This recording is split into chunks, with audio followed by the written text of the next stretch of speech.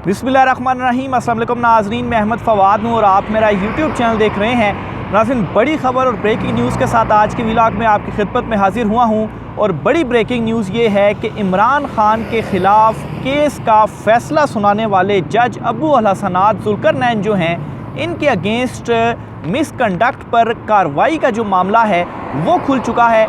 Justice Mian Gul Hasan Aurangzeb की अदालत में इनके मिसकंडक्ट के मामले के ऊपर अहम तरीन जो दरख्वास्त है वो PTI के ही जो रहनुमा है उन्होंने दायर की थी और इस दरख्वास्त के ऊपर हंगामी एक्शन ले लिया गया है। जज अबू अल हसनात के हवाले से बड़ी ख़बर है और मिसकंडक्ट के बाद फिर जाहिर सी बात है जो सज़ा वाला मामला है वो भी आएगा। कुछ तफसीलात आपके साथ शेयर करनी है। दूसरे नंबर पर नाज़रीन, इमरान खान साहब को एक अहम तरीन जो हिमायत है वो हासिल हो गई है।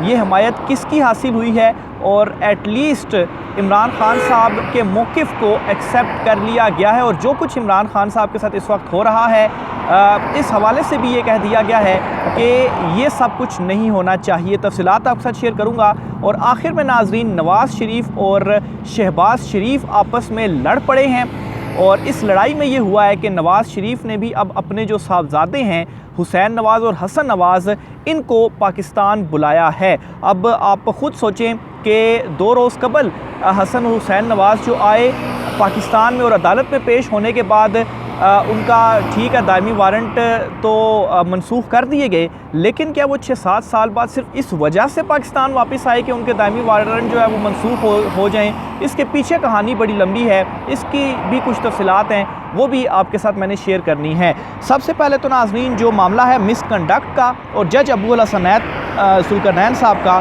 ये आपके साथ मैं शेयर करता हूँ। अच्छा, हुआ कुछ यूँ था जी कि जज अबू अल हसनात की जानिब से आमिर मुग़ल हैं पाकिस्तान तहरीक इंसाफ के रहनुमा, इनकी ज़मानत का कुछ मामला था उनकी अदालत में और ओपन कोर्ट के अंदर इन्होंने तोसी कर दी थी उनकी ज़मानत में। लेकिन बाद में जब फ़ैसला सामने आया तो उसमें एक केस में इनकी ज़मानत नहीं दी गई थी। तो ये मामला मिसकंडक्ट का फिर आमिर मुग़ल साहब इस्लामाबाद हाई कोर्ट ले आए थे और इस पर जो तफ्तीशी अफसर हैं उनकी जानिब से भी ये एक्सेप्ट किया अदालत में कि बिल्कुल ऐसा ही हुआ था। तो इस पर बड़ा जो हुक्म है वो जस्टिस मियां गुल हसन औरंगज़ेब साहब की जानिब से जारी किया गया है। और ये हुक्म सिर्फ इस तरह से जारी नहीं किया गया, पहले इस मामले के तमाम तर पहलुओं को देखा गया और जो सबूत वगैरह थे, जो चीज़ें थी वो पहले मांगी गई कि वाकई ऐसा हुआ है या नहीं हुआ, और उसके बाद ये इंतज़ामी कमेटी को मामला भेजा गया है। ख़बर आपके सामने रखता हूँ। इस्लामाबाद हाई कोर्ट ने दहशतगर्दी के मुकदमे में PTI रहनुमा आमिर मसूद मुग़ल की दरख्वास्त ज़मानत 2 लाख के ज़मानती मुचलकों के इवज़ कन्फर्म करते हुए 5 सफ़ात पर मुश्तमिल तहरीरी फ़ैसला जारी कर दिया। ये आमिर मुग़ल साहब की वो ज़मानत का मामला था जो इधर हाई कोर्ट में वो लेकर आए थे। अदालत ने अपने फ़ैसले में लिखा कि आमिर मुग़ल और इनके वकला 6 फरवरी को दरख्वास्त ज़मानत पर अदालत में पेश हुए। इंसदाद दहशतगर्दी अदालत ने अबूरी ज़मानत में तोसी करते हुए 13 फरवरी की तारीख दे दी। वकला के मुताबिक इन्हें बाद में मालूम हुआ कि इनकी दरख्वास्त ज़मानत मुस्तरद कर दी गई है। इनकी ये रिटर्न फैसले का हिस्सा बनाया गया कि पहले वकला का कहना है जी कि पहले 13 फरवरी तक तोसी कर दी गई, फिर बाद में कहा गया जी कि मुस्तरद कर दी गई। मुकदमे के तफ्तीशी अफसर ने दरख्वास्त गुजार के वकला के मौक़िफ़ की तस्दीक की। दरख्वास्त गुजार के वकला ने जज अबू अल हसनात पर मिसकंडक्ट का इल्ज़ाम लगाया। गैर मामूली नौइयत का केस होने पर आमिर मुग़ल की ज़मानत मंजूर कर रहे हैं। आमिर मुग़ल की ज़मानत के केस में जज के कंडक्ट से मुतल्लिक ऑब्जर्वेशन देने से गुरेज कर रहे हैं। ताहम इंसदाद दहशतगर्दी अदालत के जज अबू अल हसनात ज़ुल्करनैन पर मिसकंडक्ट के इल्ज़ाम में इस्लामाबाद हाई कोर्ट के डिवीज़न बेंच ने ये जो मामला है वो भेज दिया है जो इंतज़ामी कमेटी होती है और वो इस हवाले से जो मिसकंडक्ट के मामलात वगैरह हैं वो देखती है। तो इसमें ये जो कहा गया है जी कि मिसकंडक्ट के मुतल्लिक ऑब्जर्वेशन देने से गुरेज किया गया है, इसकी जो रीज़न है वो यही है ताकि अगर अदालत अभी से ऑब्जर्वेशन दे देगी तो फिर इंतज़ामी कमेटी कार्रवाई क्या करेगी। तो इसमें यह होता है जी कि इंतज़ामी कमेटी या एडमिनिस्ट्रेटिव कमेटी। तो बहरहाल जी इस्लामाबाद हाई कोर्ट ने एडमिनिस्ट्रेटिव कमेटी को मामला इंतज़ामी साइड पर देखने के लिए नोट लिख दिया। जस्टिस मियां गुल हसन औरंगज़ेब और जस्टिस अरबाब मोहम्मद ताहिर ने मामला इंतज़ामी साइड पर देखने के लिए जो नोट है वो लिख दिया है। तो ये नोट लिखना भी बड़ी एक अहम डेवलपमेंट होती है और जज ने ख़ुद अगर क्योंकि मिसकंडक्ट के हवाले से कार्रवाई नहीं करनी तो वो गुरेज करते हैं कि हम कुछ इसके ऊपर ऑब्जर्वेशन ना दें, क्योंकि ऑब्जर्वेशन दे दी तो फिर जो एडमिनिस्ट्रेटिव कमेटी होगी वो इसका असर कहीं ना ले, लेकिन जजेस ने भी मिसकंडक्ट का मुर्तकिब करार दे दिया है तो वो ख़ुद अपने साइड पर इस मामले को जो है वो देखे। लेकिन मामले को चूँकि रेफ़र कर दिया गया और पीटीआई के रहनुमा की जो ज़मानत मंजूर की गई, ये आज ख़ुद ये बता रहा है कि जज साहब जो हैं उन्होंने मिसकंडक्ट किया और जो चीज़ें सामने आई तफ्तीशी अफसर ने भी ये कहा है जी कि वाकई ऐसा हुआ है, तो इनके ख़िलाफ़ कार्रवाई का जो आगाज़ है वो होने जा रहा है। अब इस सारे मामले के ऊपर एक और अहम तरीन डेवलपमेंट जो हुई है वो भी मैं आपके साथ शेयर करता हूँ, जिससे मज़ीद आपको ये समझ आ पाएगी कि कैसे जज साहब के ख़िलाफ़ जो कार्रवाई है उसका आगाज़ और मिसकंडक्ट के मुर्तकिब हो रहे हैं। इसमें नाज़रीन इस्लामाबाद हाई कोर्ट की जानिब से ही जो रिकॉर्ड था मुकदमे का वो फौरी तौर पर मांगा गया था और इस मामले के ऊपर जो एक लेटर सामने आया था जो डिप्टी जुडिशल रजिस्ट्रार को लिखा गया था कि ये सारा रिकॉर्ड दिया जाए, क्योंकि पीटीआई और तफ्तीशी अफसर जो क्लेम कर रहे हैं तो हमें रिकॉर्ड दें, हम वहाँ से भी देखें। तो उस रिकॉर्ड में वो जो लेटर लिखा गया था उसमें ये कहा गया था जी this may be treated as top priority.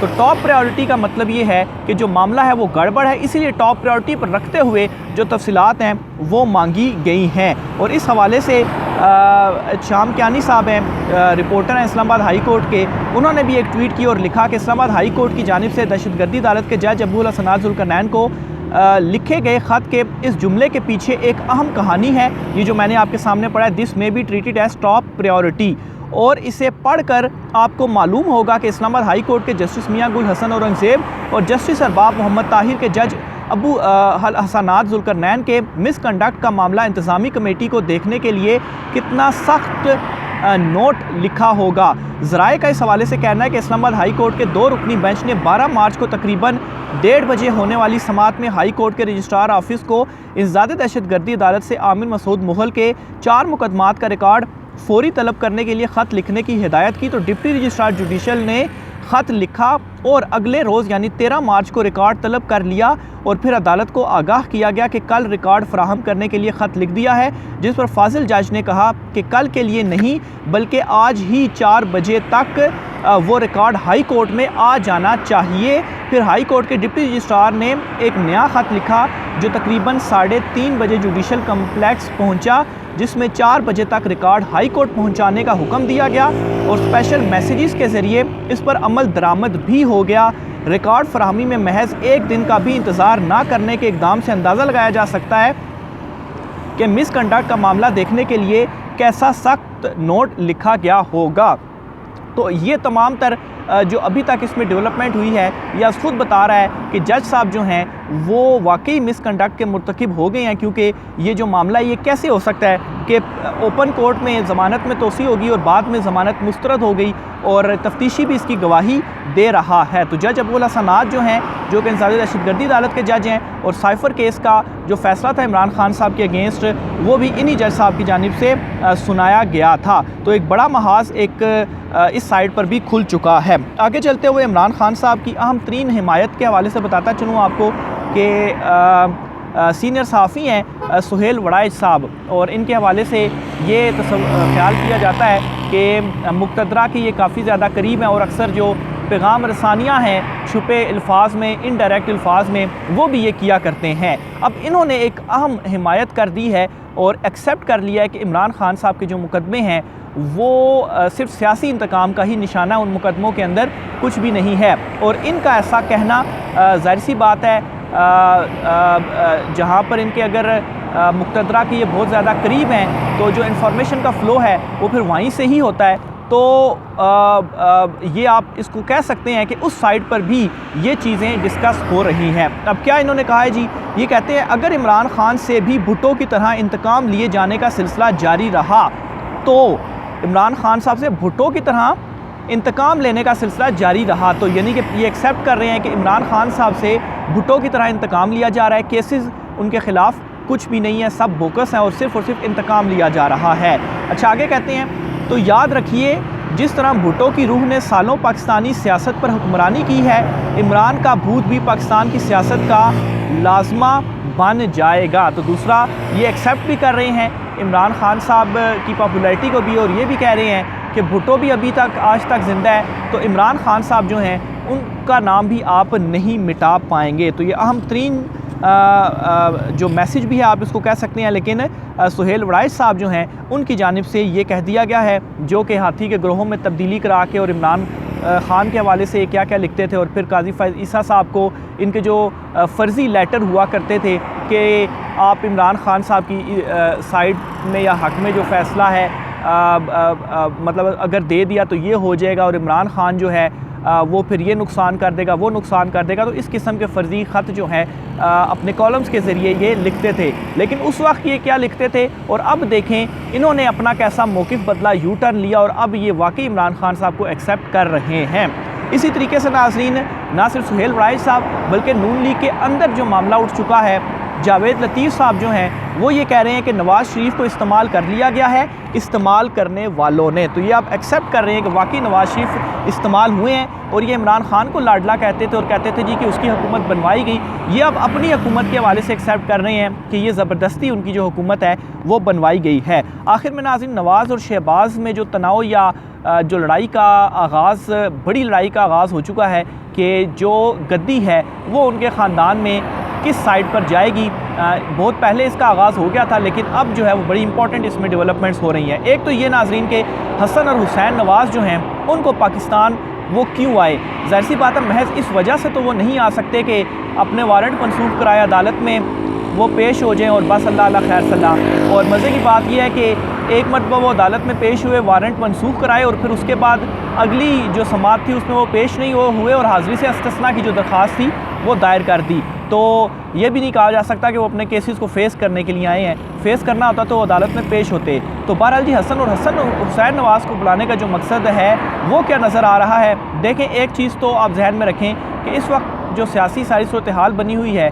Nawaz Sharif बिल्कुल आउट हैं। इवन के नवाज़ शरीफ साहब के जो करीबी लोग थे, जो नवाज़ शरीफ का ग्रुप था, वो तमाम के तमाम भी इलेक्शन में नहीं जीते। राना सनाउल्लाह, साद रफ़ीक और खुरम दस्तगीर वगैरह, ये तमाम नवाज़ शरीफ के करीब थे, लेकिन ये इलेक्शन में नहीं जीत पाए। फिर इसी तरीके से नवाज़ शरीफ भी आउट हुए, हालांकि वो तो चौथी मरतबा वज़ीर-ए-आज़म बनने की ख्वाहिश लेकर पाकिस्तान वापस आए थे। और फिर इसी तरीके से इसहाक डार जो उनके बड़े करीबी थे वो भी वज़ीर ख़ज़ाना नहीं बन सके, और उनको भी फिर मजबूरन वज़ीर ख़ारजा जो है वो बनाना पड़ा। तो ये वो तमाम तर मामलात हैं कि शहबाज शरीफ की जो इस वक्त ग्रिप है वो मजबूत है, और शहबाज शरीफ ना सिर्फ चुनतखब वज़ीर-ए-आज़म बन चुके हैं बल्कि इस वक्त उनका जो ग्रुप है वो हैवी है। और मरियम नवाज़ जो कि इस वक्त ख़ुद को वज़ीर आला समझ रही हैं कि वाकई उन्हें अवाम के वोटों ने वज़ीर आला पंजाब बनाया हुआ है, और उनकी अभी तक की जो कारकर्दगी है वो आप देख लें, तो अब कोई भी अगर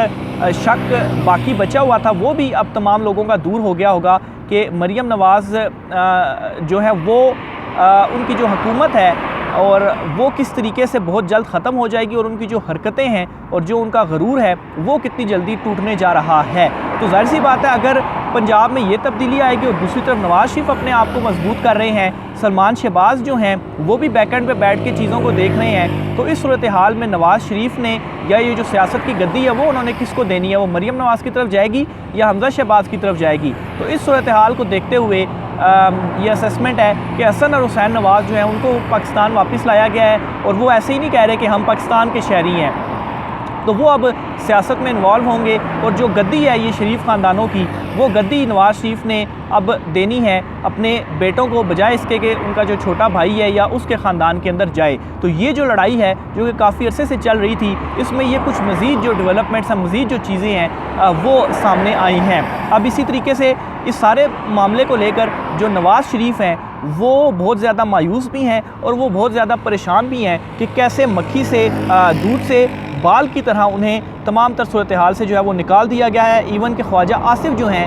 वो ये अब बयान देने के ऊपर आ चुके हैं कि नवाज़ शरीफ की जो सेहत है वो ठीक नहीं है। अब सेहत ठीक होने ना होने का मतलब क्या है कि नवाज़ शरीफ शायद जल्द लंदन जो है वो चले जाएं। और पिछले दिनों कुछ इस तरह की खबरें भी सामने आई कि नवाज़ शरीफ से कहा जा रहा है जी कि आप लंदन जाएं, अपनी सेहत का ख्याल रखें और बहुत जल्द ओन चौधरी और आपकी जो सीट होगी उस पर भी रिकाउंटिंग होगी और फिर आप दोनों फारिग हो जाएंगे। तो ये नाज़रीन आज की कुछ आम तरीन तफसीलात थी। राय का सार कीजिएगा। इजाज़त दीजिए। अल्लाह हाफ़िज़।